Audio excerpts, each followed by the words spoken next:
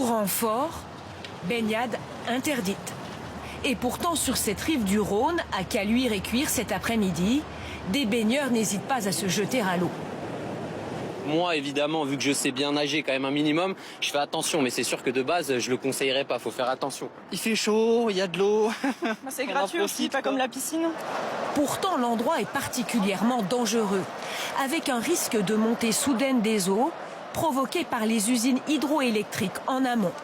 C'est écrit que c'est interdit et que l'eau peut monter brutalement. Ça vous fait pas peur? Non. On prend nos affaires, on part. Des fois, vous savez, on brave un peu l'interdit pour pouvoir essayer de vivre aussi un peu librement, quoi. Autre lieu, même tentation. Dans la rivière Ariège, au sud de Toulouse. Là aussi, la baignade est interdite, car dangereuse.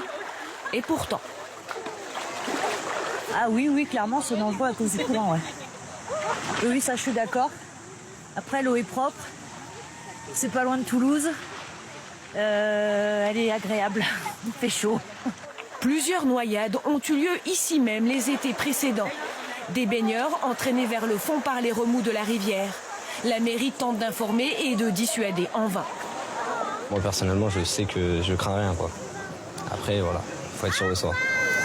Avec la canicule, les risques d'hydrocution sont réels, comme le rappellent les maîtres nageurs de cette base nautique près de Besançon.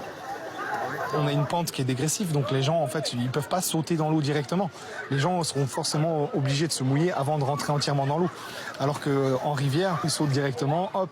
Et là, la différence de température est énorme.